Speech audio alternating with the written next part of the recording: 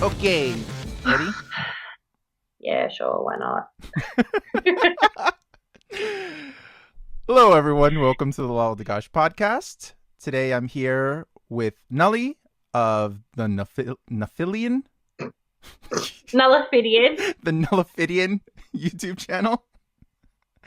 You're not making my job any easier. And she's also on a new podcast called Heretics Corner, where she is a co-host with a past guest of mine as well, Obeyed. And welcome to my podcast, Nelly. Thank you for having me on. So, Nelly is from Australia, and you are an ex-Muslim. I am. And from what I understand, your mother converted to Islam, and therefore you were born into it. Well, so she converted to Islam when I was like 2 years old. I was a toddler. So, I see. yeah, so in all technicality, I was born as all people on earth are born Muslim, in case anybody didn't know that. Um, but she converted before I was like able to make my own choices or anything like that. Because what 3-year-old, 2-year-old, 3-year-old can make their own choice about what religion they want to follow? Yeah, I learned that. I mean, I don't know, something like over a year ago when I started seeing that people who converted to Islam were referred to as reverts. And Yeah. and at first I was confused by that, and I think most people are. But according to the Ummah, the larger Muslim community of the world, that we are all born Muslim, and Yes. So and then we all leave Islam if we're not Muslim, and then we revert. So we don't convert, we revert. They come back to Islam. So if even though I'm not Muslim, for example, my family is not Muslim at all, but if I converted to Islam, they would refer to me as a revert, which is confusing at times for a lot of us. yeah, it confuses a lot of people. What actually Muslims say is that so everyone's born a Muslim and it's their parents that take them off the straight path. How does that work for people who are born in countries that where there is just no Islam at all? Like Amazonians, that even live disconnected from the entire world, right? And have never even heard of most things we're aware of. Like they're also born Muslim? Yeah. Yeah, that's amazing. That's It's amazing.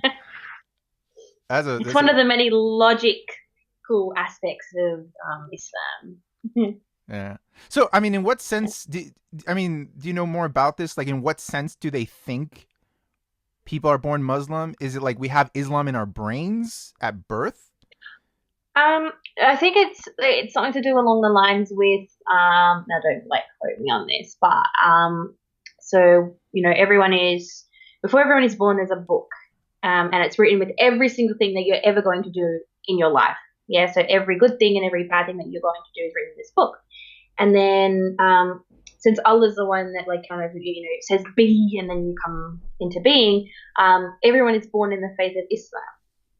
So they're pure and they're innocent, and pure and innocent are Muslims.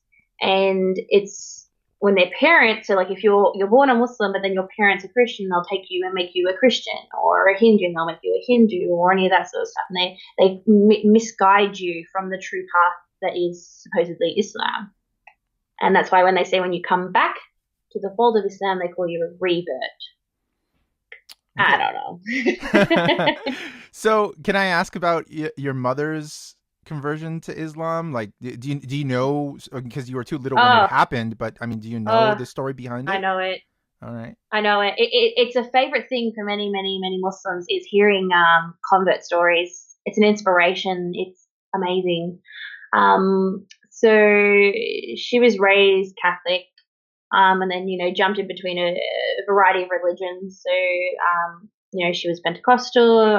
She left religion for a bit, and then she became a born again. And she was a churchgoer. And I do remember us going to church. Um, I remember like sitting in the back of the room and just kind of being a kid and listening to all these people sing and stuff. And for me, the realization that my mum had become Muslim was she'd put a hijab on. Like she went out one day and she come home and she was wearing this cloth on her head. And I was a bit like, as a kid, it's like, oh, okay, mum's wearing this weird thing on her head. But it wasn't until I was a bit older when, she started giving, talks and all that sort of stuff about her conversion story. So from what I can recall, she was out with some friends on a night out in the town, and she met a bunch of Muslim guys. And as Muslims love to give dawah or proselytize wherever they are, doesn't matter where they are. You could be in a gosh darn toilet and they'll preach at you. And they started talking about religion in like a nightclub of all places. um, I think it's kind of a tactic they have, like Muslim men, is like they try and flirt with women and talk about religion to kind of like get them in the fold. I don't know. And so she met these guys and they started questioning her about Christianity and being a born again. And they said, oh, ask your, whatever they're called, like priest or pastor or whatever. Or can you ask him answer these questions, like answer Trinity and answer what is like creation of life and all these sort of questions. And so she went to her, whatever the guys called it, church, and he couldn't give her an answer that she found satisfactory. And so she was like, okay, well, these Muslim guys clearly had an answer. So she went to the local mosque and she spoke to the imam there and she asked him all these questions and she became Muslim that day and she put her hijab on that day. Did she take the Shahada, the declaration Yeah. of Yeah, being a so she Muslim took, that same day? she did. So when she went to the mosque and she listened to what the imam had to say and she took her shahada, the declaration of faith, and she put her hijab on and then she come home and yeah, she was Muslim, and then that's where my life turned to shit. Well, before you get to that, it's pretty amazing how easy it is to convert to Islam. I mean, people want to always compare Islam to other religions, right? It's like, oh, but this happens in Christianity, the Old Testament and things like this. But there are real differences between religion. And one of them, for example, is that story. I mean, that's very common in Islam. It's easy to convert to Islam. In other religions, I mean, even some Christian religions, sometimes it's relatively easy, but sometimes it's not. And Judaism, it's extremely hard. Yeah, I think, yeah, like, I mean, at the end of the day, all that you need to be just a Muslim, like, they say just like just a Muslim, is you just have to believe in Allah, a Muhammad, his angels, the books, predestination, Judgment Day. Like, those are all the things that you just need to believe in to become a Muslim. Like, that's it. That's all you need to believe in, nothing else. And then everything comes later when you learn. And a lot of the time, imams and sheikhs and that have a lot of experience giving dawah or, like I said, proselytizing, oh, I can't speak, preaching to people. They have a lot of experience. And I feel like the people who come and question Islam in a way, they have like these preconceived ideas of, what Islam is. And or they're looking for something. So I feel like in, like, my mother's case is that she was looking for something that Christianity wasn't giving her. Whether it be that it gave her a sense of empowerment, because a lot of women who are from the background that my mother came from, they didn't necessarily have power in their lives, and Islam sells that illusion of if you're a Muslim woman, you've got all these rights and people are going to cherish you and you're not going to be like perved at. And it's with women, I think it's definitely that's what sells them in it. And that's why I think also there's more female converts to Islam than there are male converts to Islam. Well, I from what I know, just through research and conversations and seeing interviews and et cetera, there's definitely a few things that are particular, maybe not so much to Islam in some senses, but in some senses they are particular to Islam. For example, when you convert to Islam, especially as a woman and especially as a white woman, because a lot of these communities come from more Middle Eastern or Southeast Asian backgrounds, they praise any woman who converted into the religion. And one of the reasons is because a Muslim man can marry a non-Muslim woman, but a Muslim woman can't marry a non-Muslim man, but they still would insist that they probably convert. Yes. And also that the hijab itself is an identifier that a lot of women in most religions don't have. It's not too common in most religions that you have an identifier as obvious as the hijab on you. So Yeah. when she puts on the hijab and she's around a Muslim community, she's gonna get praised a lot. This is something I hear from especially a lot of converts Oh or yeah. reverts, Yeah. and especially if they're white, and especially if they're women, and especially if they're wearing the hijab, they'll get a lot of praise if they're around Muslims. Then all the details start coming out, right? The fine prints of what it is to be a Muslim. Yeah. And unfortunately, my mother decided that all this fine print is perfectly acceptable.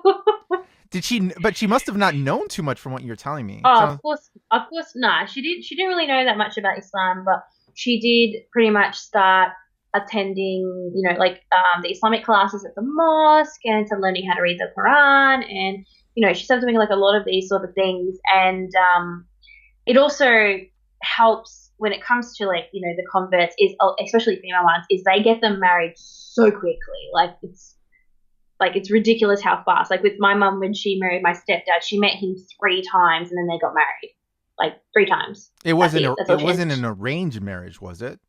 No, it wasn't arranged marriage. But it's encouraged. So, It's like pushed. Like you should get married. You should get married, kind of thing, right? Yeah, they're like, oh, you should get married. You should, as a Muslim woman, you need a mahram who's gonna a guardian who's gonna protect you. And so, what happened was, it's a story is quite common, and I know the story of how like they met was.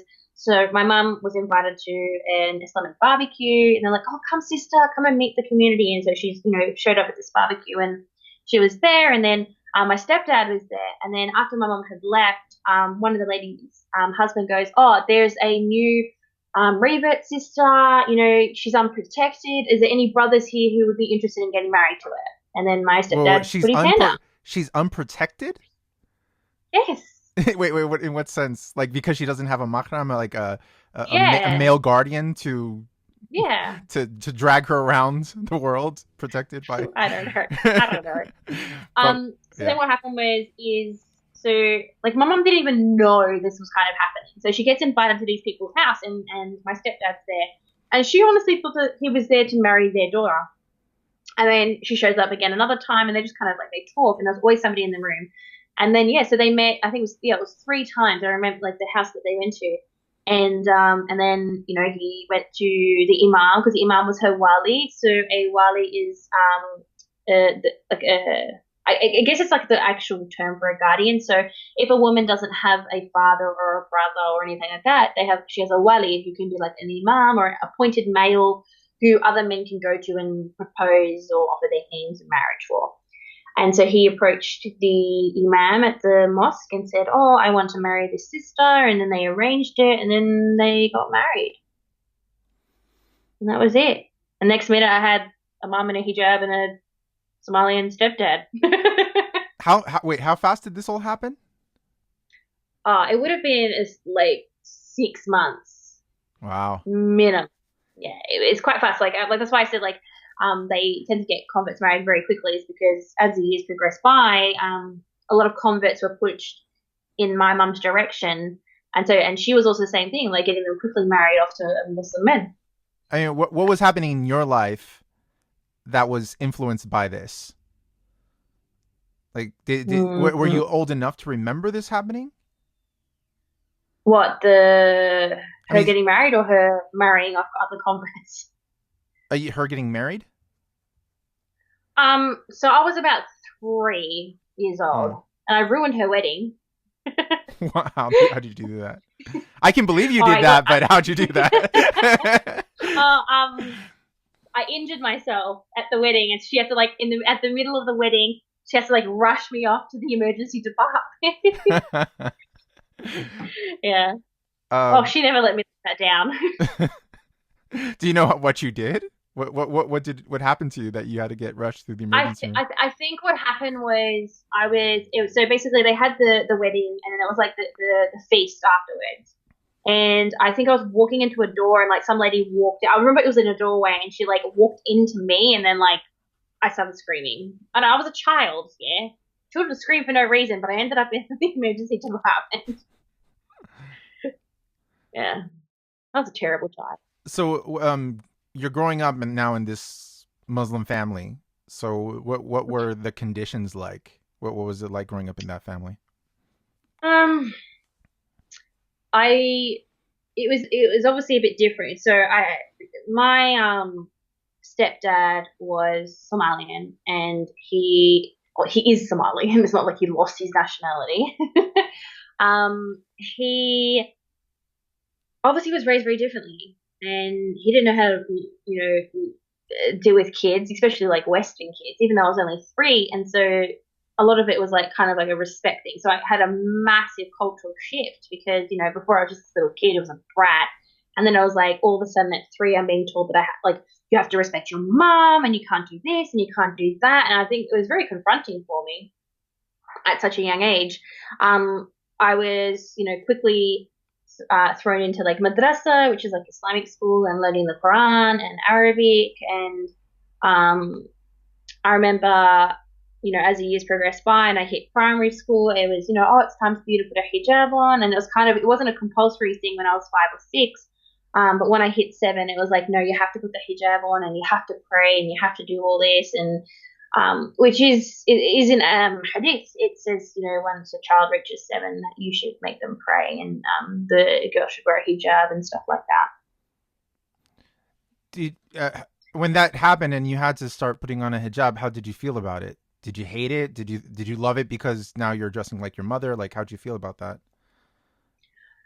You're brainwashed because it transitions into why I ended up being forced into the niqab. Is little girls like to dress like their mum. It doesn't matter what culture you're from, or religion you're from, or background you have. Like little kids like to dress like their mum. It's like little girls who wear their mum's high heels and go play in her makeup. For me, it was um, putting hijab on.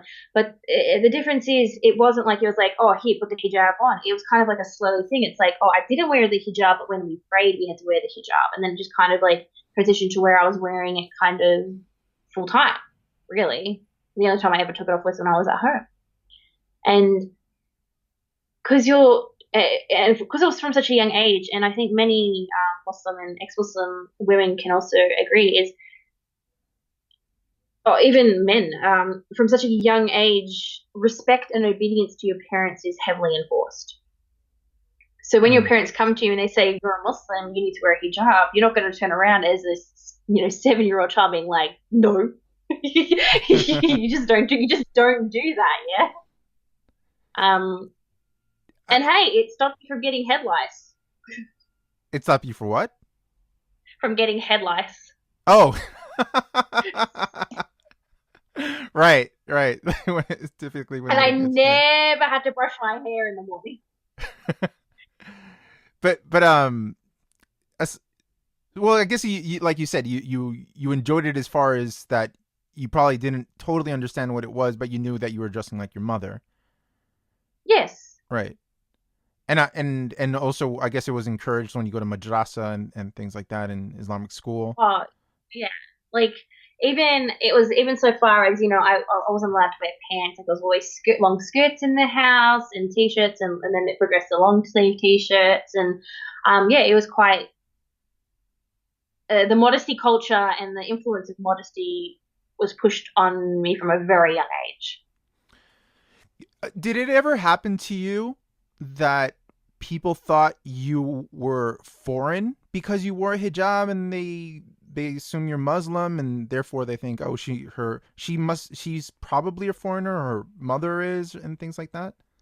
Um, because of like other Muslims would just assume I was Turkish or Bosnian. They just assumed I was a European Muslim.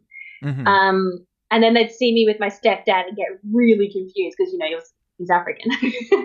He's like a black man, and they'll be like, "Why is this like white girl like with blue eyes with like 6 old black man?" And then obviously hearing me, because I had to call him dad. Like, I had to call him my dad, so I was calling him Baba and Abi and Abo and stuff like that. So I was calling him, like the Arabic words for dad and the Somalian words for dad. So yeah, it confused a lot of people. No one really questioned. Like, they were like, "Oh, you're foreign." They just because where we were living at the time, the Muslim community has been there for, like, the mosque has been there for 130 years. So Muslims have been in that community for such a long time that it was kind of, there's another one, Ah, I I see. guess. Yeah. Yeah. Yeah. So these It are wasn't not. like I was So living the in an people area there where, are probably multi-generational Muslims. They. I yeah, see. Mm-hmm. where I live, where I grew up. Yeah. Yeah. So what else? Like as you got a bit older, past 10, like how did you feel towards Islam? Did you become more Muslim? Did you start to reject it? Did you not care? What happened as far Okay. as that side? Um, so obviously, willing to kind of rewind a little bit, Mm-hmm. to back to my mum's Islam, the Islam that she follows. She's very hardline. We're talking, like Salafi Wahhabi, very pro jihad, very much like growing up. We had the videos of the Chechen fighters and with the song Sana for the Ma'arik and like that sort of like music, the jihadi kind of music. There was a big influence because we had such a huge Bosnian community. There was a massive like muhajirun, the soldiers who were fighting against the Serbians, like all their family, their children and they themselves who had fled that were there. So it was a lot of we grew up around.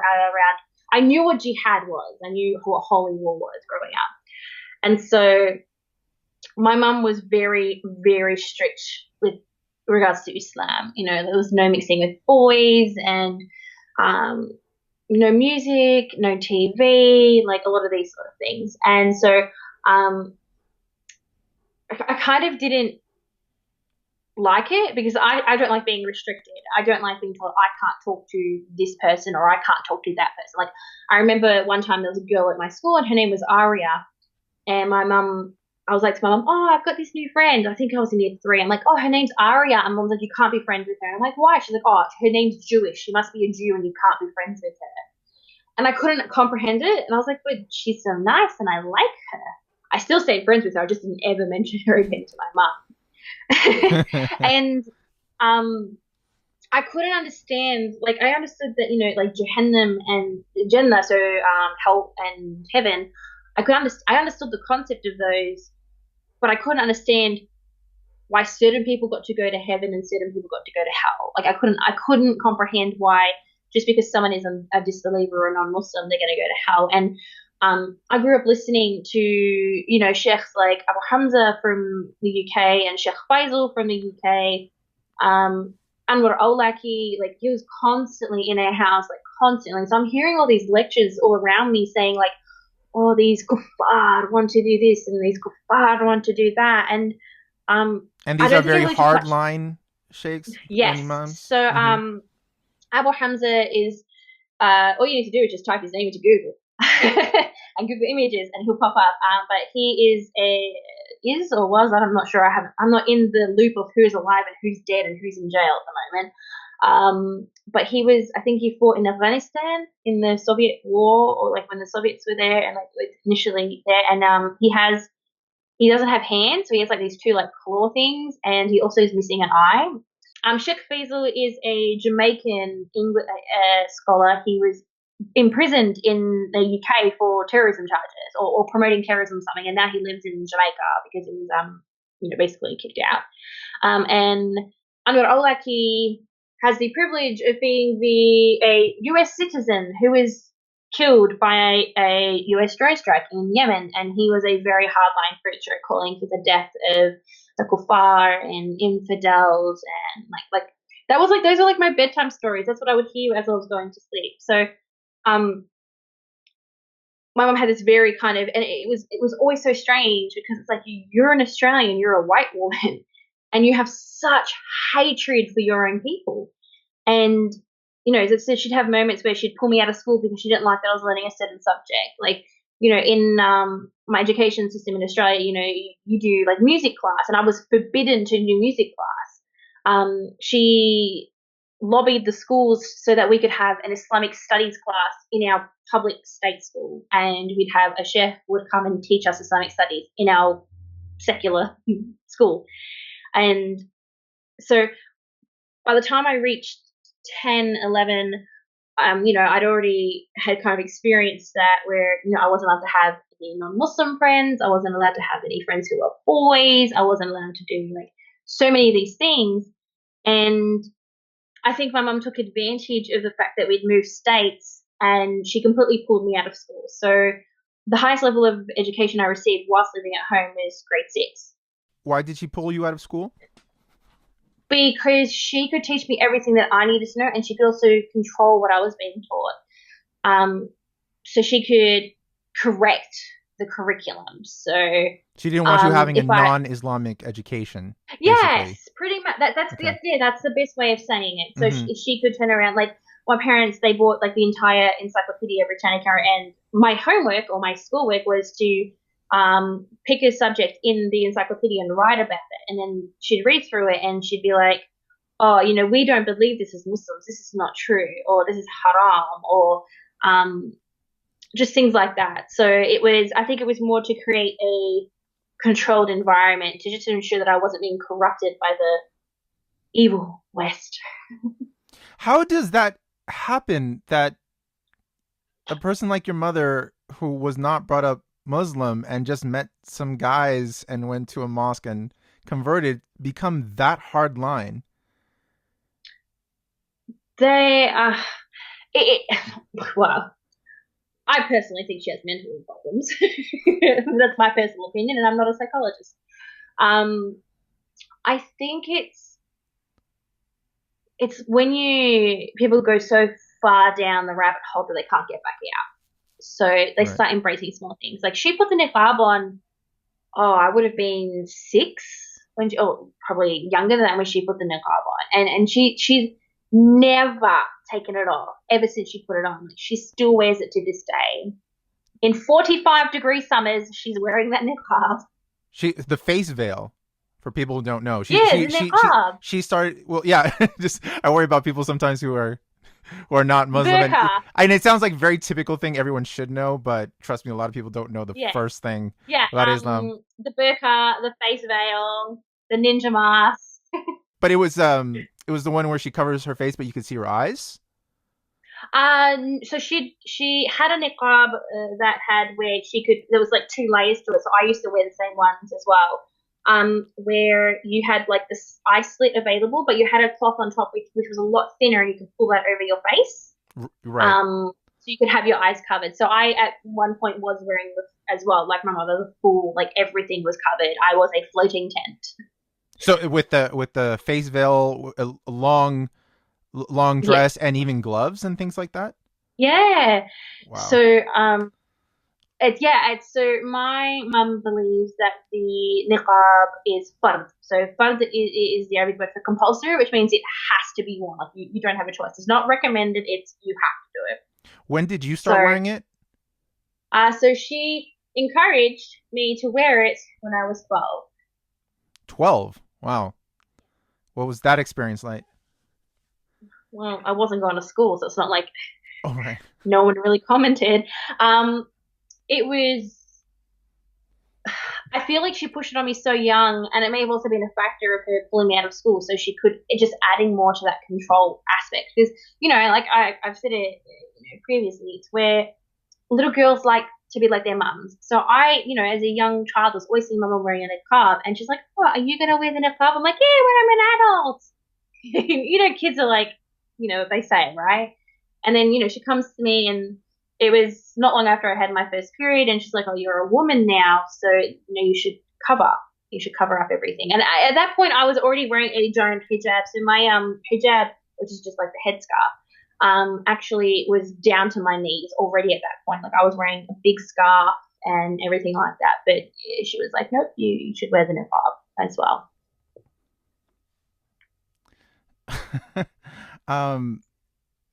Did you go out a lot? I mean, or you weren't going to school, but if you went out, what was the experience like wearing niqab? Well, when I first put it on, we were living in a massive Muslim area. And people just kind of like there's a lot of South Asians there, and a lot of South Asians in Melbourne, Australia, and Brisbane, Australia, and like all those sort of places. They a lot of them do wear the niqab, so I wasn't kind of out of place. It was more when we moved to a different area of town is where I kind of started to notice it. And I think also I was young, and like 12-year-olds don't notice what other people are saying. or like doing. But I definitely noticed a difference when I returned from living overseas and when I came back to Australia. It's when I definitely noticed the stares, the abuse, and that sort of stuff that comes with wearing something like a niqab. Did you have friends since you were going to school that No, no I mean you didn't go to madrasa? Did you have Muslim friends, no, non-Muslim friends? no, no. I didn't have any friends. You didn't have I any was friends. lonely. No. At one point, my mum, or you know, she organized like these like little get-togethers at the local mosque. But when she saw that I was becoming corrupted by the girls that attended there, she pulled me out. By corrupted meaning, oh, can I please take the niqab off? Well, where should we go from here? What what else was Oh, here's a Well, I question. went to Somalia. Well, before we get there, was your mother more hardline than your father? Yes. And a lot of people think that's really strange I when actually I say that. I don't think that's strange. I probably would have thought that a long time ago, but now I almost assume the mothers are more hardline. I always ask that, but I know just out of asking that question a lot that it's usually the mothers who get more fundamentalist into Islam than the Yeah. fathers, which people, it's not everyone's presumption because Yeah. everyone sees Islam as a patriarchal, sexist religion, which it is. But they think because of that, you're automatic. Like women are going to have an automatic rejection to Islam, and they, Yeah. if they're in it, they must be kind of prisoners to it. They don't want to be in it. They don't want to be doing those things. But that's the function of religion, is to indoctrinate people. It's to love your own Yeah. chains, right? I've always kind of I have this theory that okay, so a lot of the time Muslim fathers are physically violent. A lot of the time, yeah. I experienced it, and many of my ex-Muslim friends have experienced, you know, the physical violence that comes with having a Muslim father. But with the Muslim mothers, they tend to be a lot more emotionally damaging and violent towards you, and mentally violent. So it's a lot of like, you know, just picking on you and threatening you and forcing it. And I think it has to do something. And my theory, just wait for it. My theory is that Muslim women have no control over their husbands or anything outside of their house. The one thing they do have control over is their children. And so they vent out all of their frustration at them from that they have themselves out onto their kids. And that's why it's the mothers that force a lot of like, you know, like the modesty culture and all that sort of stuff on their daughters. And it could be because, you know, their dads might beat them if they don't wear it. But instead of them standing up to their husbands because they're told that they can't stand up to their husbands, they kind of just be like, just take the easy way out and like force it on their daughters as well. Well, that's my theory. Do you have any thoughts as to why women might be more prone to being more fundamentalist in a religion that in so many ways is probably a lot more sexist and limiting towards women? I think it could be because if they it takes a very strong person, and I'm not tooting my own horn. I'm saying this across the board. It doesn't matter if you leave a religion or not, but for you to stand up and go against everything you've been taught and everything that's been pushed into your mind, it takes a lot of energy and time and focus, and it takes a lot from you as a person to question everything. And I feel like sadly a lot of the world, and I'm not even like, again, like, I'm not just talking religion, I'm just talking everything in general, is a lot of people would rather take the easy way out when it comes to things. And you know, I think there's a variety of factors that could contribute why women in patriarchal societies perpetrate violence against other women. Like, you'd think you'd be all together and we're all one and let's fight against the man, but unfortunately, like, I don't really see that happening. It's you know, I used to have this what's the word I'm looking for? This, I was misinformed, and I had this like false idea that, you know, like FGM, for example, I thought it was the men that pushed it on, and the men are the ones that wanted it. But it wasn't until I was in Somalia where I actually noticed it was the women pushing FGM on other women. You know, and I couldn't understand that because horrific, and the pain and the agony that these women are going through. It's like, why would you want to force your daughters or your nieces or your cousins or your sisters or whatnot? Why would you want to force them to go through the same pain? Is it because you've gone through that and they just have to do it as well, or is it just because of the culture and you're not strong enough to stand up against it? I don't. It's really, I find these sort of things fascinating as well. It's like, why do people convert to Islam? Why do people beat their kids? Why do, like, when, if you look at even situations of domestic violence, it's why do mothers stay silent when their partners have, hurt their children? Like, it's, I don't know, it's, I don't know, maybe women are used to kind of fall back onto this victimhood, maybe. I don't know, that's probably going to get someone really angry by saying that. What was your experience like in Somalia? What age did you Well, travel there? I was there twice. So the first time I went, I was 13, 14, and the second time I went, I was 16, 17. Both times I was there for about 6 to 9 months, so practically lived there. They have faster internet than Australia, if I can tell you that. It was actually, it's really, really fascinating, but living in a Muslim country, I was more free than I was living in a non-Muslim country. And the reason why I'm going to say that is because everybody in the country is Muslim. So my parents kind of released the chokehold on me just a little bit. So I could like go out of the house and I could go to my aunties, and I could go to like the shops, and I could go to like wherever I wanted. Like, there was no question. So long as I was home before, like the night prayers, they didn't care. And it was like in Somalia, like 100% Muslim country, a country where they, apostasy is a crime, like they kill you. Like, that's where I discovered music. That's where I discovered Beyonce. And Britney Spears was when I was in Somalia.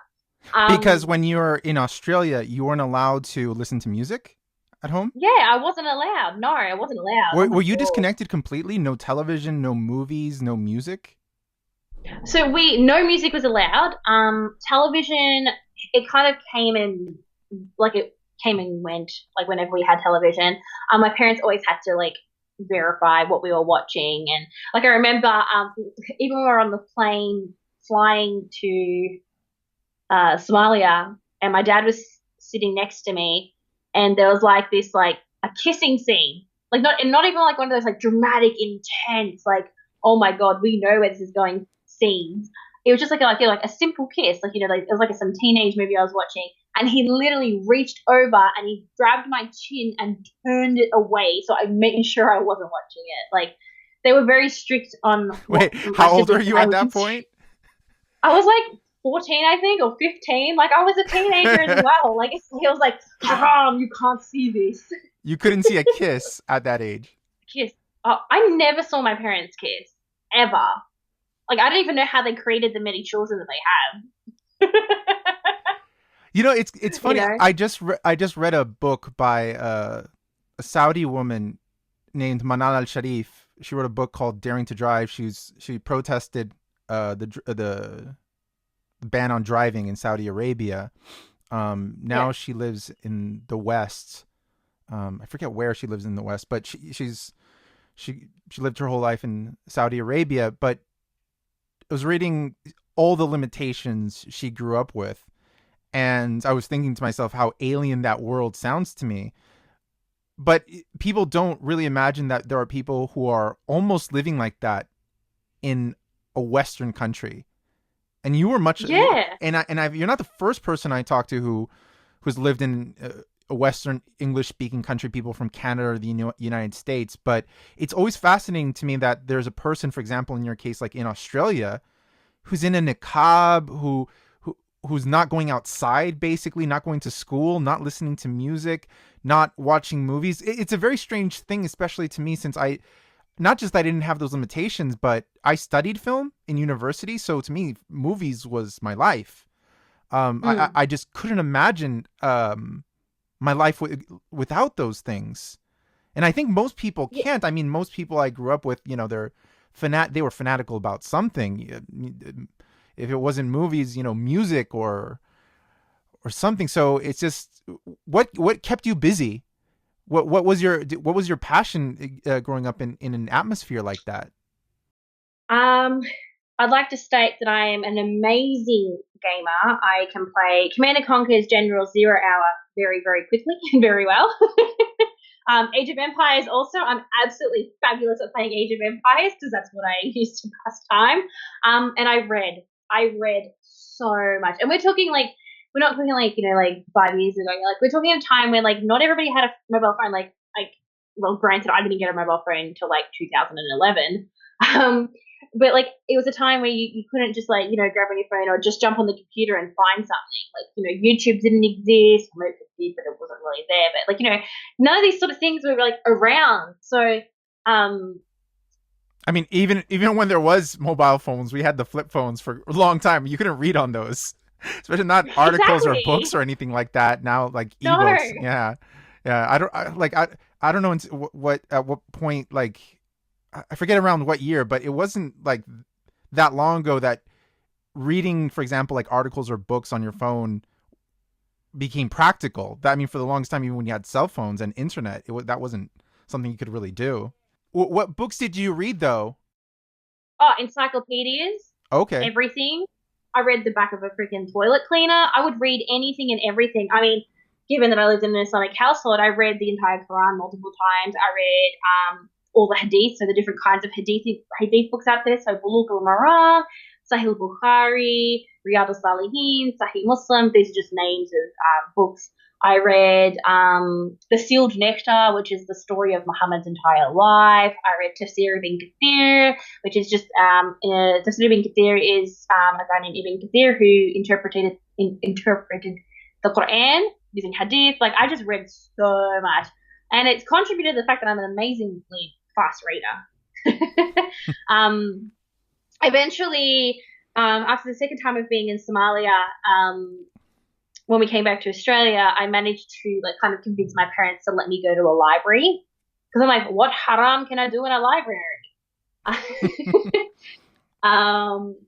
And so I started borrowing books, but the way I had to do it was I kind of had to be like, I had to like convince my mom, I'm like, oh, I'll go to the shops and I'll buy like the groceries, and then the library was always next to the shop, so I'd go to the library and I'd pick a few novels and I'd read them.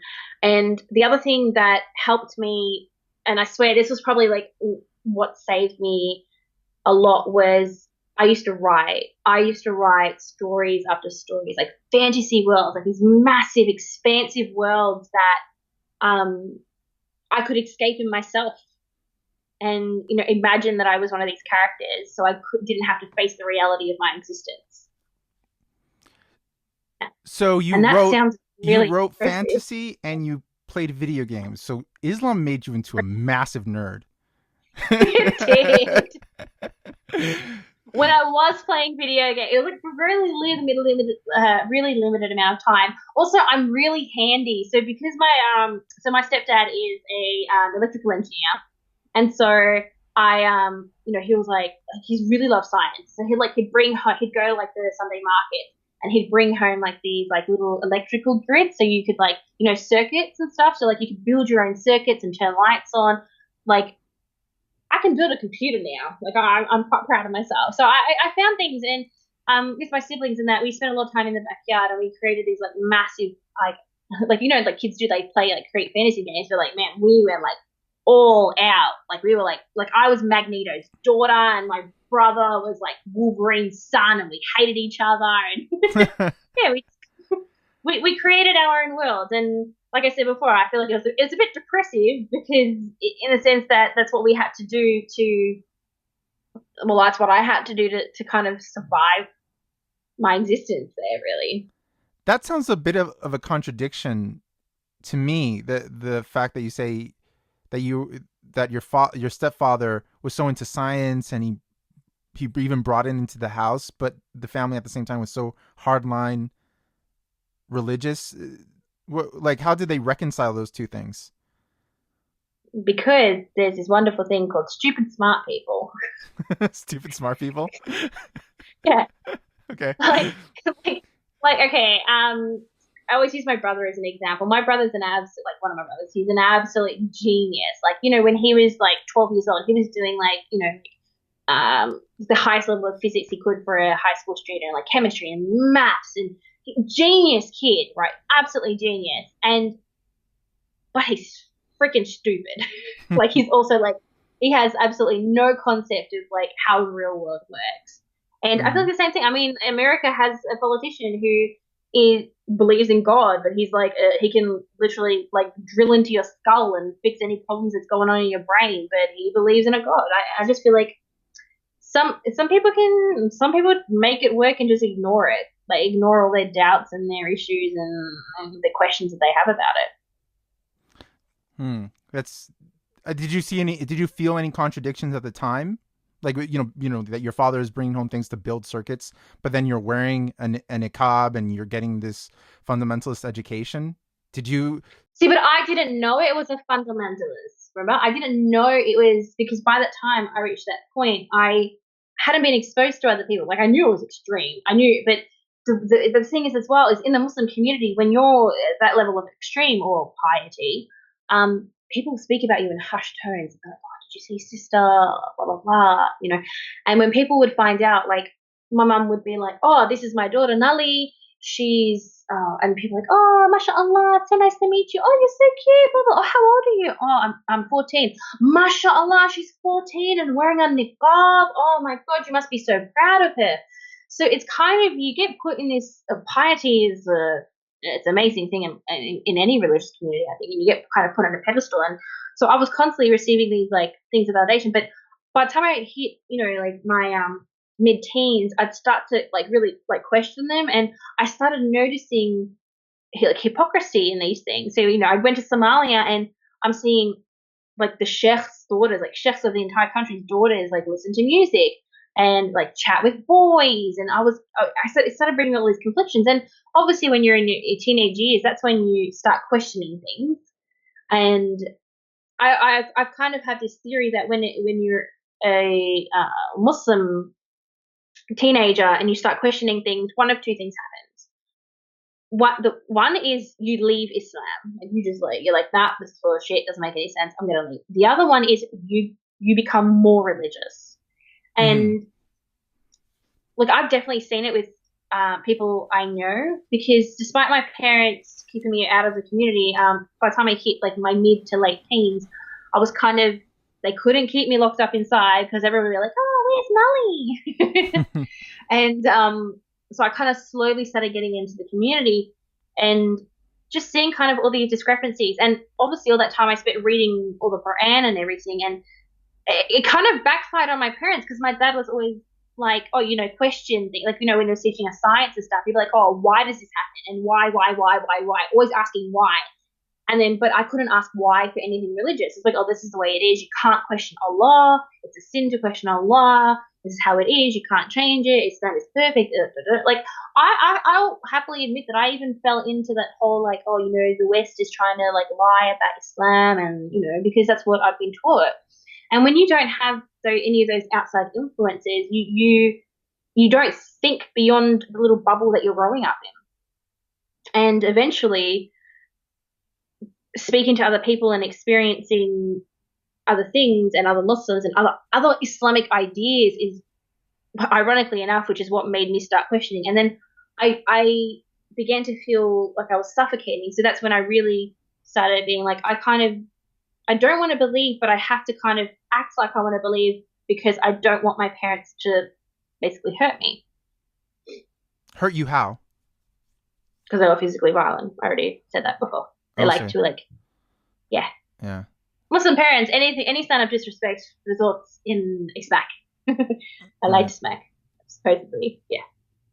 And I was kind of indifferent to God and all those things. I was just like, "Oh, you know, where it's like how I was raised. It's all I know. I don't know anything else." And over time, my family kind of started becoming a little bit, I want to say less strict, but they were still very strictly religious, but they kind of started loosening some things. So like we got a TV in the house, but obviously my parents still it wasn't connected to anything, and it just had a TV, and then I was like allocated like lectures we could watch, or allocated kids movies we could watch, like Sinbad. Oh my god, I can never watch The Adventures of Sinbad ever again in my life, because I swear my cousins put that on repeat for like 30 times in a row. And so it wasn't until my sister passed away is when I realized that I was an atheist, and I was like, fuck, God's not real. God sucks if he is. So, could you explain the logic to that a little bit deeper? Like, of course. But also, how much of a believer were you prior to that? No, see, I was never someone who feared Allah. I think that's the best way, because I've met ex-Muslims who feared Allah and they prayed to God to help guide them and make all these terrible thoughts. I was never like that. I was like, I have to kind of obey because my parents are going to beat the shit out of me if I like take a Niqab off, or if I don't pray, or if I talk to a boy, or if I do anything. I'm going to lose my little limited freedoms that they were. And so the reason why is I was kind of just like about it all, like that's how I am. I'm a very person. And I remember it was when my sister passed away, and I was obviously with her, and because I was the one that found her, and I was holding her body, and I remember going, it's just like there's some people have, it's a graduation over time where they start like, oh, science and reason and God's not real and blah blah blah, and then other people have like this just like moment where it's just like, nah, it's not. And I had a moment. And I remember I was holding my sister, and I just went, if God is real, I don't want to have anything to do with him, because he's taken my little sister, my baby sister, away from me, an innocent, someone who has done nothing wrong in this world, yet so many terrible people exist. And a lot of religious people will say, oh, but it's God's will and blah, blah, blah. No. And then I started kind of like getting all this sort of like thoughts rushing through my mind at that time. And I was like, no, there's no such thing as God. This is life, and life fucking sucks, and terrible shit happens. And that was my moment when I was like, no, God's not real. And then I had to pretend for 4 years before I left home. So you were an atheist in a niqab? Oh, yes, I was. What was that like? I mean, I imagine you're doing your prayers and all that. I mean, what is it like, especially during the time being an atheist, knowing this is completely false, and to live like that? There's a reason why I left home at 19 with no money, no clothes, and nothing. I was like, I'll be able to get through this. So what I actually started doing was, I'm like, I want to be more free. I need to get out of the house. So I started using all the Islamic texts and everything they use, and listening to Islamic lectures and stuff. And I started trying to use Islam against my parents to convince them to give me what I wanted. It didn't work, but I was trying. I was trying to find anything. So at that point I was like, well, I don't believe in Allah. I don't believe in God, but maybe I can still kind of like live in this kind of like Islamic environment if I can make it comfortable for myself. And it doesn't work like that. It doesn't. I just like put that out there right now. It doesn't work like that. So I don't know. It just was kind of like me just like slowly trying to chip away at my parents and trying to get more freedom. So I met this Muslim girl, and she was heavily involved in the Islamic community, like the council and stuff. And she's like, oh, there's Islamic lecture coming on. Do you want to volunteer and help at it? And I was like, oh, I have to ask my parents. But what I do, so I'd ask my parents, and how I convinced, because they were like, no, we don't know these chefs. We don't know what you're going to get exposed to. You're not going to go, blah, blah, blah, blah. And I was like, oh, but they're Muslims.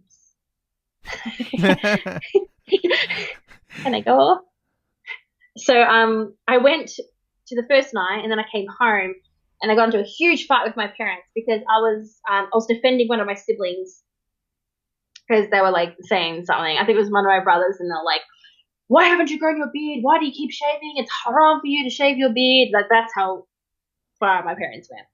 And I was like, oh, the sheikh said that if you push the youth, they'll leave Islam. But even though, like, I'd already left. But I was just like, if you push the youth, and then the next morning my parents were like, oh, you can't go. You're not allowed to go. Because they're teaching you bad ideas. Because, you know, my parents' version of Islam was, like, the best version of Islam. And, yeah, so it was just kind of like this graduation of me, like, trying to get a lot more independence. I managed to get into university. So, like, all my years of reading encyclopedias and books and everything I could get my hand on aided me in getting into university. I had to write an essay or an entrance exam, and I completed it. I got into university, and I was doing this degree. But at the same time, my parents were, while I was trying to do this degree, my parents were putting a lot of pressure on me to get married. Because, oh my God, how dare I be a 17-year-old girl and not married? That was pretty old already to not be married. Oh, no, I was like an old maid. Like, I was like rusting and everything. At 17. At 17. Yep. What age would have they liked you to get married? Well, my mum had considered taking like betrothals or engagements from when I was 15. 15. Yes. Would have that been legal in Australia? Depending on, well, not really. But in Australia, you can get married with consent of the parents at 16 with the consent of the parents. Yeah. Mm-hmm. And funnily enough, I pretty much reached this point in my thing where I was like, I need to get married to get out of this family. And so I was like, I'm gonna find the most non-religious, non-practicing Muslim guy out there. Now, unfortunately, not many of them are lining up to marry a chef's Niqabi daughter. Like, it's just not a thing. They don't want to do that. Why not? I mean, what's the issue there? Is that they don't know what you look like? Is what's the problem? No. I think it's just like they're not like the kind of men who don't want, like, the kind of guys that grew up Western. Yeah, I was looking for a Western raised guy who was pretty much not Muslim. Mm-hmm. But they're not going to turn around and be like, oh, they're not going to go out of the way to find this Niqabi who's like, they would make the assumption is very religious and very, Islamic. Well, they're not going to want to marry a girl like that. You know, the only men that were lining up to marry me were like 25, 30-year-old sheikhs and Islamic teachers and Quran teachers. Those were the only men lining up to marry me. And your parents probably would have liked for you to marry a guy like that? Oh, of course. I remember this one guy came up to my dad at the mosque, and he was like, oh, I heard you've got a daughter. She's ready for marriage. I've got my cousin. He's looking to get married. You should meet him. My dad's like, oh, yeah, she'll come over to the house. Like, we're just talking about selling some fish. Like, it was just like so casual. And half the time I didn't even know why these guys were in the house. I didn't really care. But yeah, and then my mum was like, oh, I really like this boy. You know, he's a hafiz. He knows the entire Quran off by heart. He studied at Medina University. He'll be great for you. And I was like, oh, okay, cool. What does he do for work? Oh, he teaches Quran classes. And I'm like, okay, you want me to marry somebody who doesn't have a real job? Okay. She's like, oh, but think of the akhirah. Think of the hereafter. Yeah. So can you talk about leaving home? What was that process? Yeah.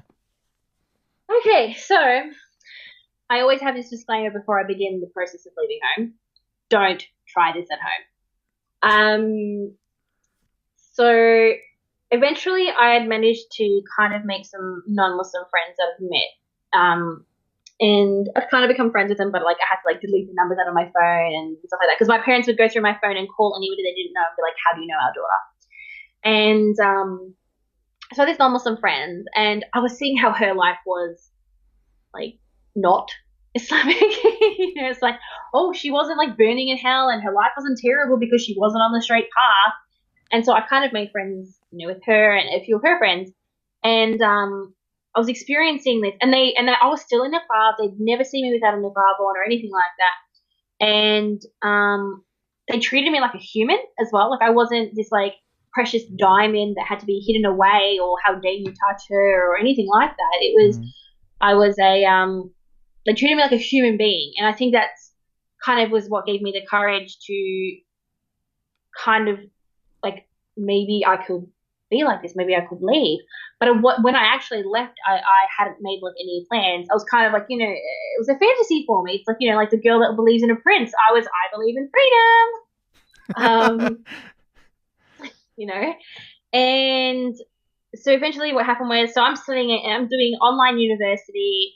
I'm, just dealing with the pressures of family and to get married. And then obviously, because my parents obviously homeschool their kids, so it was all my siblings as well that I was having to like look after and help with. And that was 4 years of that kind of stuff that I was enduring. And it started chipping away at me. And, I started to feel empty and I felt like I was about to explode. So what ended up happening is I developed this sort of coping mechanism where I didn't show any emotion. So I didn't smile, I didn't cry, I didn't laugh, I didn't react. I learned how to control my face so that if, my parents said something about Islam, I wouldn't like kind of give away that I don't agree with them. And I became very stone-like, very hello. Like I was like basically a gargoyle. Like I had no emotions, nothing. I just completely shut myself off from every sort of feeling. And I was just going through the motions every day and just on repeat constantly every day, repeating, waking up in the morning and praying more and then doing this and doing that. And it wears you down, even though I was trying to like protect myself by wearing this like armor. It started chipping at me. And my dad came home from the mosque and it was after Isha prayer, which is like the last prayer. And in Australia, I'm not sure if it is the same in the rest of the world, but okay, so if everyone's not aware, Muslims pray according to the location of the sun or where the sun is in the sky. And Isha prayer is like the latest one. So in summer, Isha prayer is quite late in Australia. It's like 10 p.m. or something. And so he's come home and I can't remember. I must have done something wrong. I can't remember exactly what it was. Because it's pretty much a blur, and they're like, give us your phone, give us your laptop, you're never allowed to leave the house again, blah, blah, blah, blah. And I remember I turned around and I went to walk towards my bedroom, and just something as I picked up my phone, something in me just kind of snapped. And I remember having this thought where if I don't leave, I'm going to kill myself because I cannot live like this anymore. So I had my phone in my hand, I grabbed my charger, never leave your home without a charger, and I grabbed my purse. So I grabbed my wallet and had like, my license or my L's because I needed it to get a passport. So I had my L's in there. I had what's that? Your L's? So a learner permit. Okay. Like when you learn to drive a car, you have your L's in Australia. Okay. Yeah. So I had like my L license and I had what else did I have in it? I don't think I really had much in it actually. Because I didn't have a bank card, I didn't have like a government card, I didn't have like a healthcare card, like I didn't have any of that sort of stuff. I just had like a license. I don't even know why I bothered having a purse. So I remember I had that in my hand and I walked to the front door and I put my shoes on and my dad's like, where are you going? And I was like, fuck you and fuck your God. And then I ran out the door. I just ran. Did you really do that? I did. And I ran. It was the first time I ever swore in my life. I did not see that coming. I thought you were going to be like, oh, I'm just going to the corner or something like that. You went out in style. Wow. I did. Hence why I put the disclaimer at the beginning with like, don't try this at home. Wow. Wait, did you do this in Niqab? No, I didn't. I walked out with like just like a skirt and a shirt. I like didn't have the hijab on, didn't have the Niqab on. I had my phone and my purse. I put my runners on, like my sneakers on. Yeah. And I said, fuck you and fuck your God. And then I just ran out the front door. And okay. I think I have never run as far or as fast as I did that night. I ran through we lived in some like wetlands or like the bushlands. So I ran through this bushlands because I knew that if they want to come after me with a car, they can't go through the bushlands because there's no roads. And so I'm like running and running and running. And then I ended up, it's probably about like 6 or 7 Ks away from my house. And I called my non-Muslim friend and I was like, hi, so like I left home and I have nowhere to go. And she's like, come stay with me. So I was lucky in that sense that I had a good friend in her. But the problem was I had to get to where she was, and I didn't have like money, and I didn't have a card, like a transport card. I didn't have any of that. So she was like, oh, call this friend. So I called another friend. I'm like, hey, I've left home. Can you come pick me up? And he was like, okay. None of these people are Muslim who you're calling. No. Right. They're all either Muslim or non-Muslim. Okay. And so he comes in, he picks me up, and he's like, just like keep walking, like, you know.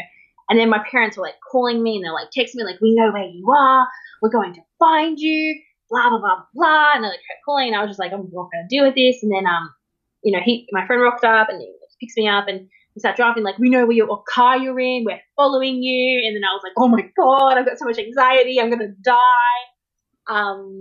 And then I just turned my phone off, and he drove me to the girl's house, and that was pretty much it. Like, that's literally what I did. That's how I left. Don't recommend it unless you absolutely have no choice. How did you feel? Were you scared? Were you happy? What was going on in your head? At that time, obviously, adrenaline is rushing through you. Right. And all I knew is I needed to get away. I needed to get somewhere safe. And I turned my phone off. I completely turned my phone off. And I just kind of sat in the house, and I was like, well, what do I do? Oh, my Lord. I was the most socially awkward human being on earth. Like, it's embarrassing. Like, I'm ashamed of myself. Because they were like, I didn't know how to interact with boys. Like, I didn't know how to do it. So, like, in this house, there was, like, 3 boys or 4 boys. And they were, like, teenagers, and they were all Australian. Like, they're not just, like, oh, they're Australian. Like, they were, like, Aussie. Like, we're talking, like, Aussies. And I've never experienced, at that time, I'd never experienced Australians. They're, like, just chilling, and, like, they're, like, opening up alcohol, and there's, like, music blasting, and I was just like, what the hell? It's like I'd gone into another dimension or another world. It was so foreign to me that people actually live like this. Yeah, and but did you feel like embracing it? Like, did it seem like good to you, or like how? Honestly, yeah. it didn't hit me until a few months after I left home. Okay. Because obviously when I was like, well, I need to survive. I need to figure out what to do. So pretty much, right. I left home, and it was like a Friday night. So obviously I couldn't go to any government assistance on the weekends because they're not open. So Monday I went to the Centrelink, that's who we call them, that's our government assistance organisation, and I went there and I'm like, oh, I'd like to apply for government assistance, like I'm homeless, I don't have like support, I have no money, and they're like, okay, cool, apply for it, and my parents made it so hard. I basically had to get emancipated from them. So even though I was a 19-year-old woman in Australia, if you want your government assistance and you're not living at home, it's still dictated by what your parents make until you're 24 years old, unless you become emancipated from them. So because my dad earned so much money, I wasn't eligible for anything. Like, I couldn't get any government assistance. And so I went about months without any money, and I was like, okay, well, next, I'm like, well, okay, they're not going to do government assistance. I'm going to put that on the back burner. I'm just going to have to find a job. And so I found like the worst possible job you can on earth. It was business to business sales. I was an annoying person that walked in and be like, hi, my name's Nulli. Were you interested in purchasing any of these mobile phones today? Worst job ever. And yeah, it didn't hit me until about 6 months later. And because at the time I was constantly surrounded by people and I was having all these new experiences. Like, I went to I went to a McDonald's for the first time, and I watched a movie I actually went to a cinemas for the first time, and I was doing all these, like, it took me, I didn't even like go jump straight into alcohol or drugs or bacon or anything like that. I was like experiencing things that so many other people take like advantage, like they're not grateful for. They take for granted. Yes, that's what I was looking for. Like music is like one of my favorite things. Like, I will listen to any sort of music. Like even now, I would listen to any kind of music, and I love music, and I love rhythm, and I it's part of what I do on my work. It's when in one of the fields that I was working in, like I was doing choreography and to music and stuff, and I absolutely love it. And sometimes I feel like people don't, unless you are in the music industry, I feel like some people don't truly understand the power that music has. And it was, oh yeah, I could talk about music all day. I can't play any instruments because that's haram, and I haven't learnt to. But I was just so engaged in like learning how to like interact with people, and then I had my first party. That was an experience. I saw people throwing up and laughing and then throwing up again, and I was just like, wow, people live like this. So and it wasn't until I was so my friend had gone to see her boyfriend, and there was no one in the home, and I remember I was sitting in the bedroom, and then just out of nowhere it just hit me, like it was like, holy fuck, I'm actually free. Like I'm free. What is this? What do I do with my life? And then I had a mental breakdown. I started crying and bawling my eyes, and I'm like, I'm so lonely. No one loves me. No one understands me. I mean, it must have been very hard to relate to people by what you're saying. It must have been to interact with people, and they're talking like because everyone has knowledge of the world prior to you can talk about music, you can talk about movies, you can talk about when you meet a stranger or a friend or anyone, there's things you can talk about just common culture. And it sounded like you were so disconnected, like unless they were talking about verses in the Quran, you didn't have really a means of interacting with people. So even if you were free, let's say outside of your parents' home and their control, I guess you still were not free in the sense that you grew up in an environment that created a disconnection from greater culture. So you were never especially I guess at first, and later. Now you've probably overcome that, but in this early time, that must have been incredibly difficult. Oh, of course. Someone mentioned to me like NSYNC, and I looked at her so confused. I'm like, what's NSYNC? Like, what do you want to be in sync? I don't understand. She's like, oh, the boy band? How have you not heard of them? And I'm like, like that was my reaction for like the first 2 years after I left home. Was well, what would you do? Let me tell you my life story. So that's what I was wondering. Did you feel bad about telling your life story? Like I don't know, for like embarrassment, or like people might think it's weird, and like you would skip over it and try to make an excuse, or would you tell people your story? So when my mum actually converted to Islam, she changed our names from Western ones to Arabic ones. So I had an Arabic name. I had an Arabic first and last name. And so obviously it confused people because I'm white, blue eyes, and I speak English. Like I don't sound foreign, even though apparently I do have an accent. And like they'd look at me and be like, what? Is this your name? I'm like, yep. They're like, oh, what is it? Is it like Russian? Is it like Yugoslav? And I'm like, no, it's Arabic. They're like, oh, okay. Why? And then I'd kind of be like, I kind of did this whole thing like, oh, I was raised Muslim, but now I'm not. And then if they kind of questioned more, then I'd talk to them about it. I had severe anxiety with Muslims though, like because of my name and like my last name. My parents were quite prominent in the community, so people knew who I was. Like, there have been times where I've been taunted by Muslims. Even now, I still get taunted by them saying, oh, you've disappointed your family. And I'm like, what's new? I'm such a disappointment that I have a 75K job a year, and I have, like, all these amazing things that I've had these amazing, I'm the disappointment. Okay. But yeah, so it's been like kind of this thing where, I had no idea. I had like pop culture references. I didn't understand what they were. I didn't understand what so many things were.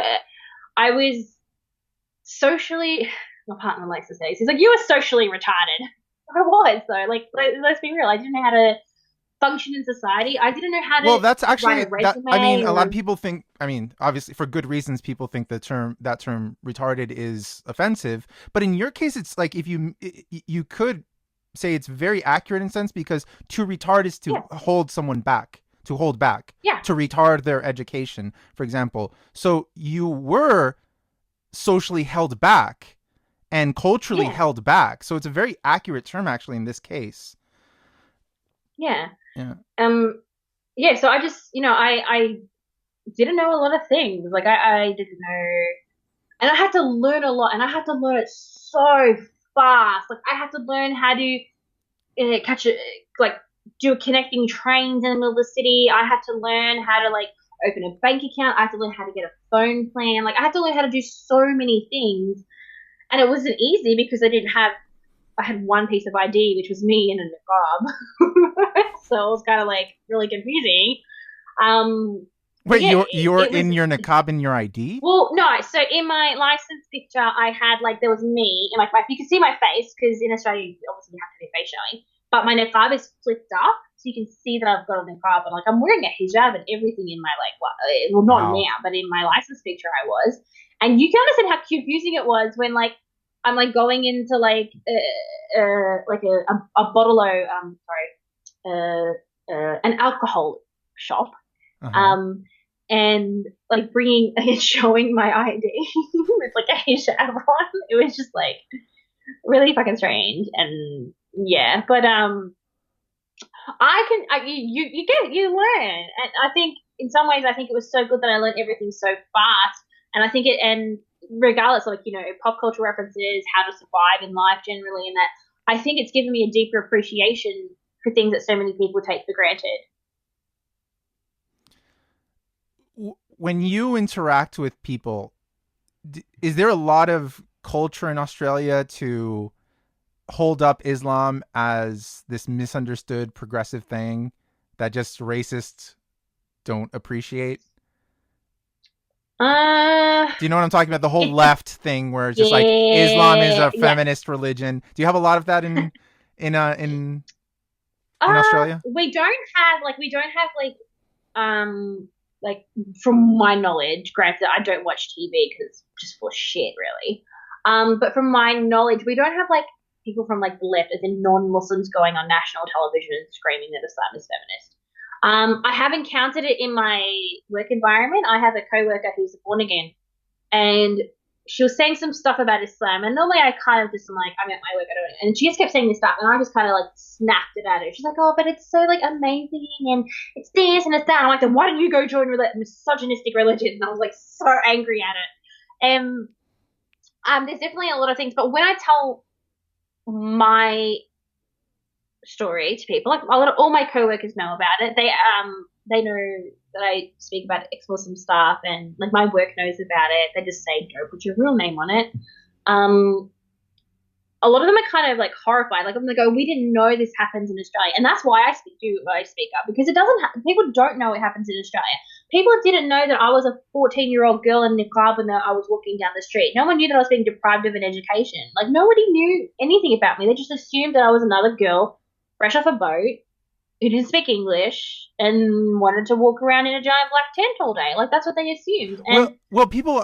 I mean, hearing your story and hearing other stories I've heard, there's just no way people are going to know because, like you said, you're isolated from the world. You're just at home all the time. You don't have non-Muslim friends. If you do go out, you're in a niqab, so people, they don't know the age of the person under that. And no, then, they don't. and then I imagine, like you were saying, like your parents wanted you to get married very young, and let's say if like in most of the cases, if they are married very young, we're talking about a teenage girl who goes from the home with the parents to the home with a much older man as a wife, and again as she goes out she's in a cop. So there's no way that people are just gonna know what's going on, right? If you married a guy who was 40 or 50 and you're a 15-year-old girl, well, if you go out with him as husband and wife, you're in a niqab.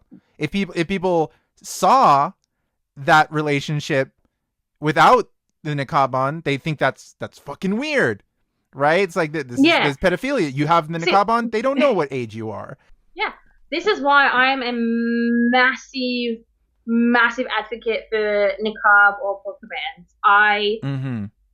I don't think they should be there. And I know there's been this argument where it's like, oh, but if you ban it, it's just going to force women to stay in their homes. And I'm like, it might for a few, but you can keep your eyes on those few people, like if their families are like that. But I don't accept the niqab. I don't think there's any point.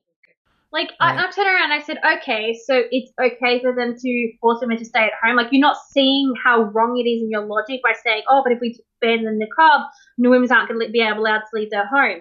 You do understand what you just said. They won't be allowed to leave their home. That's the whole point. We don't want them to not be allowed. We want them to be able to choose. And so I don't have it like a hijab, whatever. I don't give a fuck about the hijab. You know, if you want to wear it, you want to wear it. It's the same thing if you want to wear a bikini. I don't really care if you want to wear a bikini. At the end of the day, it's a piece of fucking cloth. It does nothing for you. It doesn't protect you from anything. It's not some magical cloth that's going to stop all men from raping you. It's not a chastity belt. It does nothing.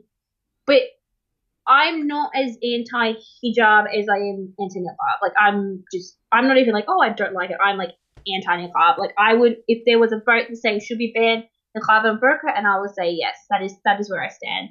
And I say that as somebody who wore one, who was deprived of and not allowed, like, leaving the house and all that sort of stuff. I would ban it, even if it meant that I wasn't allowed to leave the house, because those few times I could leave the house, people would know that I was a fucking child. Yeah, I totally agree with you. I also, I mean, I might have issues with the hijab and the ideology behind it, but I certainly would never support any kind of legal ban on it. On the niqab or the face veil, I also would support banning it, but I wouldn't support banning it under the name, like if there was a law passed that they said, you know, we're banning the niqab or the burqa. I think there should just be a law banning covering your face, because I mean, for like, put aside Islam for a second, there's a million things you do in the day that requires showing your face, right? If you're driving, if you get pulled over for whatever reason, a tail light, you sped, you passed a stop sign, whatever it is, the first thing you do, show me your identification and show me your driver's license. And you have to match the photograph to the person. If not, this could be somebody else's license. Or, there's a million other things when you're, sometimes when you pay with a credit card, they want to see your identification. To buy pharmaceuticals, whatever it is, there's tons of things throughout the day. Sometimes at the bank, they have to check your ID. I mean, and when these things happen, I don't imagine if there's a woman in a niqab, she just pulls up her veil like nothing. It's like, no, that's supposed to stay on all the time. So I mean, we all accept the fact that if you go to a liquor store, if the police pull you over, that they have to match your ID to your face. We all, like, as a society, we all agree with that. So, I mean, if we agree with that, then we're all accepting the fact that we have to show our face, at least a lot of the time. So, I mean, already just with that, we're already saying that by law, we have to show our face, right? There's not exactly like an anti-mask law. Maybe in some countries there is. It might depend where we're talking about, but most places we already come to that agreement that we have to show our face a lot of the time by law, if they're checking ID. And with that alone, and especially you add on all these other things that we've been talking about with the face veil. I don't see any real good argument that it should be allowed. Yeah. Mm-hmm. And I feel like there has been cases in Australia where Muslim women have gotten away with, like, not showing their face. And it frustrates me, because I think, what sort of precedent are you creating? That, like with my mum, like, she's a full niqabi, and like, she'll turn around, she'll be like to police officer, go get me a female officer before I show you my face. That's what she'll do. She'll be like, go get me a female officer. I'm not showing you my face. When we were going through the airport, she would hold up the queue in an airport and demand that they bring her a female so that she could show her face to that female, because she would not show it to a male, even though her passport picture has her face there. And I could never understand that logic. And it's like a kind of, this is one aspect of a big thing where I feel like, unfortunately, the world is becoming too afraid to question Islam. They're scared of Islam, and I think it's fucking stupid. It's just a religion. But And they know this. Muslims know this. They know they could stamp their feet up and down and yell, "Oh, it's Islamophobic," and they'll be able to get their way. Like, we have a woman who refused to stand for the judge in court. You have to stand for the judge in court. Like, that's the thing. That's what you have to do. Otherwise, you're in contempt of court. And she refused. There's this big hullabaloo about it, and it's like, if you're not sharing these values in Australian society or whatever society you're in, why are you even here then? Why? If you don't want to, like, you want to force your daughters to be deprived of an education, or force them into marriages, or force them to wear a niqab, or, you treat them like second-class citizens, why are you in this free nation? That's the question. I mean, it's not just the value, but things that are there by law. If they're in the law, there should be no religious exception. Just the fact that it's somebody's religion. Well, I think it's very unjust that, for example, that's not standing for the judge, or there was a story in Canada of a woman who took the oath for citizenship wearing the niqab, even though you technically by law you have to show your face, and things of this nature. But all these exceptions that are given to religious people, I think it's very unjust that if I, in those same situations, just said, well, as an atheist, maybe I just don't want to do it. I just choose not to. It's not my religion. I just choose not to do it. Well, I wouldn't get an exception in that case. So no. Wait, why is a person has a better reason is that they believe that there's a sky daddy telling them they have to do this, so they get a pass. But I, as a person who's sane and logical and rational, and I just, for whatever reason, I just don't want to do this, and then I don't get that pass. Well, either we both get that pass or none of us do. No double standard. No double standard. I'm like, for any law, for example, there's been debates about the niqab, or sometimes the hijab in certain cases. For example, using a hijab in a workplace where they don't allow to wear hats, or in the military, or things like that, and they give them a religious exception, or places where you have to show your face, and they give an exception for people with the niqab. My position is very simple. If I can't show my face, you can't show your face. If I can't wear a hat of any kind, you can't either. That's it. There's no special science to it. Just no double standards. That's all I ask for. No discrimination, no exceptions. Just if I can't do it, you can't do it. There's nothing special about Islam that they deserve that kind of exception. And to treat it like it is, and it's something exceptional that deserves a special treatment, that's discrimination against other people. It's discriminating against me. If there's something a Muslim can do that I can't by law, well, that I'm being discriminated against that in that case. Oh, they can cover their face in this area, but you can't. You have to be a religious person to do it. Well, then you're discriminating against me. Technically, there's a law that applies to me and not that person. And very rarely do they see it that way. But I see it that way because I've never been religious. I think also it's because some people are too afraid to question. So they won't turn around and be like, well, why are you letting that person get away with it, but I can't? Mm-hmm. And I always like to bring up the fact that, the spaghetti monster. Yeah, and, the flying spaghetti monster. Yeah. There's a guy in Australia who successfully appealed being allowed to wear his colander on his head in his license picture. He's like, well, some people, he goes, this is a religious garment for me. I'm going to wear my strainer on my head. And he got away with it, So, if it's going to apply for one, it applies for another. I agree with you in that stance. And, it's, in Australia, we're starting to see this sort of shift, and a lot of, and it's so frustrating. And I've actually was speaking about it today, and I was ranting because I love to go on rants. And I was speaking about how there's such a double standard when it comes to how Muslims act or treat or speak about things. Like, I was watching a video, and there was this, you probably all know the video I'm talking about. It was one of our favorite Islamic scholars. And he was basically saying that a 14-year-old girl was dressing so that men could rape her. How is that an acceptable thing to say in the society nowadays? Like, how sick do you have to be in the head to go up to a child and tell her that the way she's dressing means that somebody wants to rape her? But that's okay because that's his culture. But if, say, my partner went up to a 14-year-old girl and said, oh, the way you're dressing is going to get raped, oh my God, he would get dragged through the courts for that. You know, it's just, I think it's ridiculous, and I think people need to stop tiptoeing around it. It's just a religion, yeah? It's not the boogeyman. Yeah. There's no one's going to come down and, like, well, Muslims might, but, like, no sky anybody, like, no mystery man in the clouds or anything like that's going to come down and be like, hey, stop picking on Islam. We're innocent. We're this. No, it's not going to happen. It's just a religion. They have a book. You've got Christianity, you've got Judaism, Hinduism, you've got so many religions on earth. There's nothing more special about it compared to those other religions. And another horrible aspect of what you just talked about is that to even say it's like it's their culture, therefore it's accepted. It's not even their culture.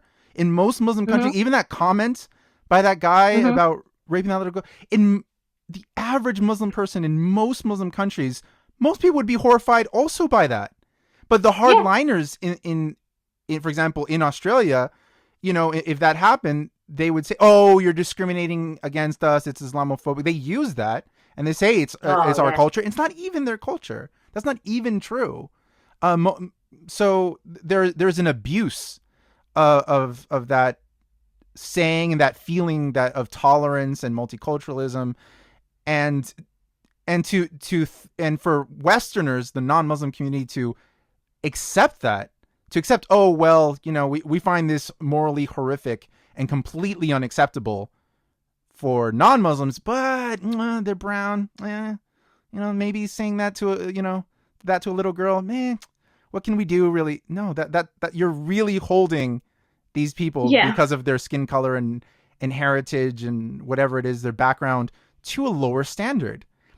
And you don't even want to get me started on the sort of cases that are currently going through our court system where people are getting off on heinous crimes purely based on their culture because they don't understand it's wrong. And it's just like, why is this happening? Like, this is Australia. Like, this is, you know, we have a thing, and there's this huge debate at the moment about multiculturalism. Is it working? Is it not? And from my experience of being in many different communities now, you know, since I've left home and being at home, I think multiculturalism can work if people assimilate. I think it can work because if you look at Australia and you look at your migration trends, so you've had, you know, your Irish and your English, your German, and then you had your Chinese, and you had the Vietnamese, and you had your Italians, and you had your Eastern Europeans, and you had your Jews, and they've all kind of integrated into society. It's sad, and even Indians coming to Australia have integrated into society, but you have Muslims who don't, and they get allowed to be put in this little bubble. Whenever they come to Australia, they get put in these little pockets and little ghettos of Muslims, and they can do whatever they want in them, and no one's going to question them. No one goes in. Like, we have a politician in Australia, and I'm not a fan of her as a human being. Her name's Pauline Hanson, but when she was running for Parliament or her seat, there were some things that she wanted. She's very much an anti-Islam person. Is she the one who showed up to Parliament in a Niqab? Yes. I remember that story, but a little bit, so you can tell it maybe in better detail. Yeah. But she basically, part of her mission statement was that all mosques and all Muslim schools should be audited. So everything they're teaching in them, and I was like, no, I would take that a step further. All religious schools and all religious institutions should be audited by the government. The government officials should come in and they should check to make sure everything that is being taught in these schools is for the Australian curriculum. Totally agree. I agree with all religious schools. Yeah. I'm like, all, not double standards. And she was saying that, you know, like the Niqab should be banned and things like, and I agree with some of those things. Like, I don't agree with all of her principles because she's a racist. But I agree with some of the things she said. And regarding her stunt in Parliament, I can tell you I was in hysterics when I saw that. She basically walked in. She just showed them how easy it was for her to just waltz right into Parliament with a Niqab on because no one stopped her. She didn't put it on inside the Parliament. She walked into the Parliament that way. Apparently, yeah. She just like walked in, and security just kind of went. They didn't even check her ID, check her as a human being, because that Parliament. But here's the thing: even if they checked her ID, that's the point. She walks into Parliament, but like they didn't. Right. You know, they didn't even bother. Like, so in Right. Australia, you can actually go and listen to Parliament. You can like physically go there as a human being and listen to the Parliament speak. Mhm. And so she did that, and like no one stopped her. That's why it was such. It's just what she said. She's like, nobody stopped me, and everyone, instead of understanding the point of what she was trying to say, everyone's like, oh, she's being racist. She's mocking Muslims. Blah blah blah. And I'm just kind of like. Ugh. And I think another thing is because I grew up in such an extremist version of Islam, the only Muslims I knew were obviously other extremist Muslims. And so when I tell people there are actual people in this country who've been convicted of plotting a terrorist attack to happen on the soil, on Australian soil, they had specific targets in this country. Everyone is shocked and horrified that how could the poor, nice Muslims want to do this? And it's because they're at this complete, they're basically victims now. I think Obaid said it amazingly, where he said that they don't see the victims for the brown skin or something like that, like or something along the lines of that, where when white people questioned and did all that sort of stuff, it was seen as enlightenment, but when brown people do it, it's Islamophobic. Or just kind of like paraphrasing it and I'm probably muddling everything up. It's 12 a.m. for me. I'm falling asleep. Yeah, I mean, before we step away from the subject of the veil, I find very fascinating the situation of your mother. As an example of the typical things said about the veil, it's always defended by the phrase saying it's a choice. It's a choice. That's always the excuse behind it, that it's not forced. It's a choice. Well, to begin with, it is off. For example, in your household, for you, it wasn't a choice. But in the case of your mother, I find it fascinating that. So for you, it's not a choice. For her, it was. For her to put on the hijab and then the niqab was 100%, we can say, her choice. It wasn't forced on her by a family or anything like that. But hearing your story, if a person heard your story from the beginning, we would both agree, yes, it was a choice. But can you tell me, after listening to your story, that it was a good thing, even if it was a choice? That it was feminist because it was a choice? That it was progressive because it was a choice? People can choose to be fundamentalist, misogynistic, and limiting women, even if they are women themselves. Like your mother decided to limit herself by choice. And that bleeded on to her family and you growing up. And it wasn't a good thing.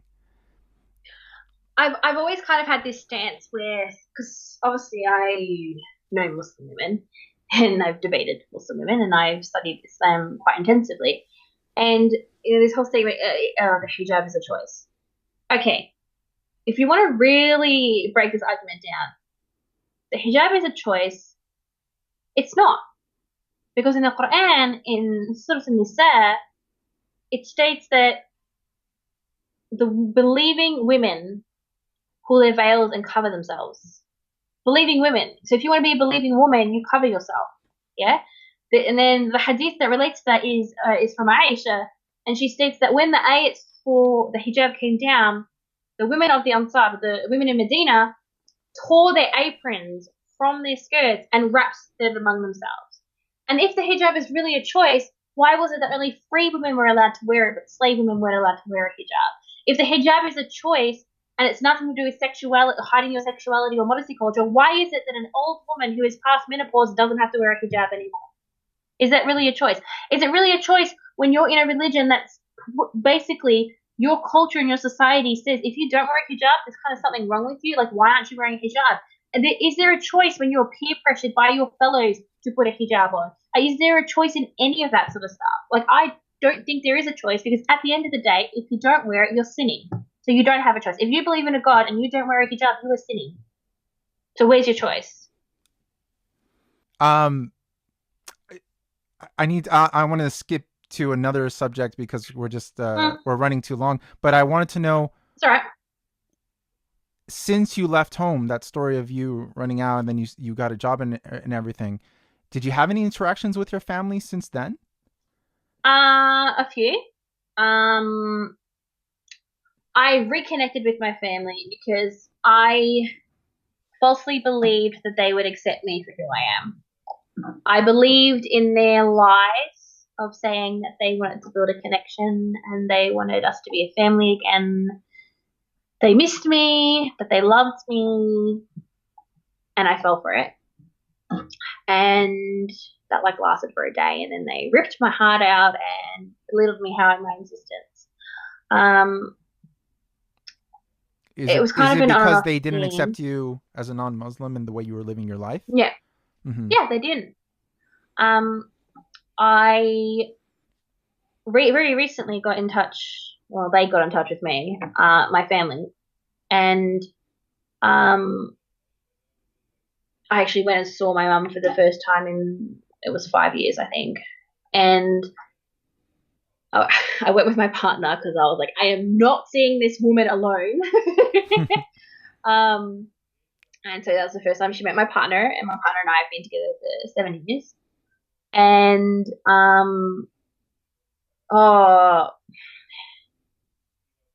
it just kind of solidified the fact that there is nothing I can do that's going to make up for betraying the family. Nothing.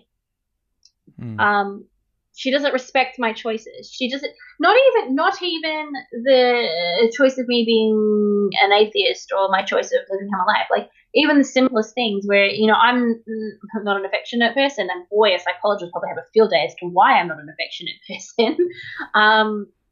But she, you know, she, like, I hadn't seen her in 5 years and she forced affection on me, and I was like, I don't do it. She just forced it on me, and she started, you know, and then at first I was a bit polite, and then she started mocking, like, my partner and things that he enjoys, and started mocking me and saying that I, you know, like, just, like, all these little picking on us things. And I'm like, I haven't seen you in 5 years. I haven't spoken to you in 5 years, and all you can do is pick on me and my partner and how we live our lives. And it kind of solidified to me that I had a lot of unresolved issues with my mother. So what I did Don't we all? Don't we all? Don't we all? So what I did was I compiled a letter. I wrote her this massive thing, and I confronted her about everything, about all of the abuse I endured in the home, about like the violence, about, you know, all the pressure she put on me as a child and forcing the Niqab on me, and how I was feeling. I literally poured my heart and soul. Like, we're talking not just like, you know, 7 years, 5 or 6 years at that time, but 6 years of me leaving home, but every pent up emotion I'd ever had, growing up, and I poured my literal heart and soul onto this email. And she responded back saying, I have no clue what you're talking about. This is all in your head. Allah needs to guide you. So I was like, fine, bye, delete, don't contact me again. Because then it solidified in me that, you know, she kept saying all these things that she wants to build a connection, but she couldn't even acknowledge everything that she'd done to me. She said that it was all in my head. Even, or she blamed my stepdad for it. She blamed him for it all. And I think it just showed to me that she's not ready to acknowledge everything she's done, everything she allowed to be done. I think it's because perhaps she's weak, and if she does acknowledge all of the stuff that she's done, her illusion that she's living might crumble down around her.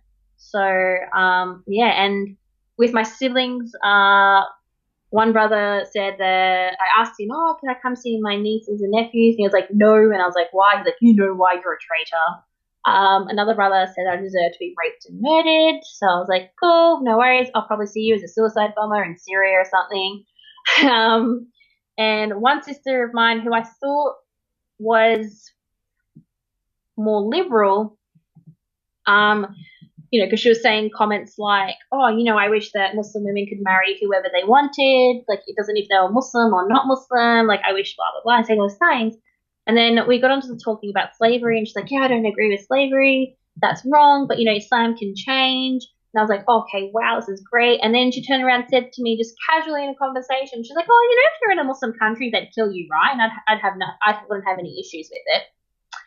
So as She you can said tell, I that have a really, seriously, not jokingly. yeah, seriously. Like, and Hmm. it's just like with like a shrug. She was just like, well, if you were in like Pakistan or something, they'd probably kill you. So, and I wouldn't really have a problem with that because you left Islam and that's how it is, and just like shrugged her shoulders, and I was just like, okay. But yeah, and it rips my heart out because especially with like my youngest siblings, like I left home when my youngest sibling was like 1 or 2, and he doesn't recognize me. He doesn't know who I am, and it's fucking hard because it's like I knew you as a baby, and I'm a complete stranger to you. And do I regret leaving home and not having a functioning, healthy relationship with my parents? No, I don't, because I wouldn't be the person I am today. I wouldn't have the strength and the conviction that I have today. I wouldn't be able to do the things that I do today because I've done everything that I have, obviously with support from people like friends and whatnot. But I have become who I am by myself. No one's molded me to be this person that I am today, and I'm incredibly proud of who I am today. And there's nothing I would never ever sacrifice who I have become today to please my family. I just won't do it. And this activism you do online, can you talk about that a little bit before we sign off? Like, what is your intention? Why do you feel you need to do it? Um, I I didn't know what an ex-Muslim was until about 2 years ago. So, I was reading a news article and I saw ex-Muslim, and my reaction was, "What the fuck's an ex-Muslim?" Like I had no idea. Because it's not something that I knew what it was. Like I knew I wasn't Muslim or anything, and but I noticed there was a lot of people who were speaking besides Yasmin Mohammed, who was one of the first people I followed back in the day, back on Tumblr days of ex-Muslims. Um, there were other girls who were from liberal families who were like, oh, it's going to be fine. It's going to be easy. You can just leave home and blah, blah, blah, blah. And like, my parents are fine with me not wearing a hijab. And then I was reading articles and posts and stories of like ex-Muslim girls who were in similar situations to me and who were depressed and felt like there was no hope. And I was like, no, you can survive. You can get out of it. So that's what inspired me to create the Nullifidian. And I was only on Tumblr. And then someone was like, oh, you should get a Twitter. So then I got a Twitter. And then someone was like, oh, you should start YouTube videos. And I was like, okay. And then I started YouTube videos. And I feel like we can never have too many voices speaking out because it's something that I am a very firm believer on. And it's part of the inspiration as to why we created, myself, Ubaid, and the Red Muhtadeen, created Heretics Corner, is everybody's journey is unique. It doesn't matter if you're from a Saudi family who is religious to a Pakistani family that no one wears a hijab and no one prays and whatever, because everyone's journey to apostasy is different. No one's is better or worse or it's like there's no different, like there's a difference, but it doesn't mean that your story's not worth telling. And that's why I speak up, because there's no one else doing it. And in Australia, there's like 3 of us. 3 of us speaking up right now in all of Australia. But there has to be more. So there has to be, right? In Australia, well, given that I constantly do like shout outs like, "Hey, where's my Australian ex-Muslims at?" and then like no one responds. It's like, "Where are you?" Oh, no. So like off the top of my head, I know Mind of a Chef on WordPress, or I think they're like the Apostate on Twitter, and then there's also I've recently met him, ex-Muslim atheist. He was on Abdullah Samir's channel recently. He's again like Activisty ex-Muslim in Australia that I've met. Like there's literally none, because I find out and almost everyone who says they're Australian ex-Muslim gets directed towards me, because apparently I'm the only prominent one. I don't know. Yeah, no, I think that's absolutely true. The more voices that are out there, the better. because a lot of this is so unknown. Like we were talking about before, these people are very isolated in their homes or their communities, especially when they're in families that are more fundamentalist. And so if it wasn't for these few voices coming out that have only really come out in the last 5 years, but definitely 10 years ago or more, I think besides Ayaan Hirsi Ali, nobody knew anything about this, really, despite it being such a gigantic religion that exists in over 50 Muslim majority countries, and then all the minorities in all over the rest of the world.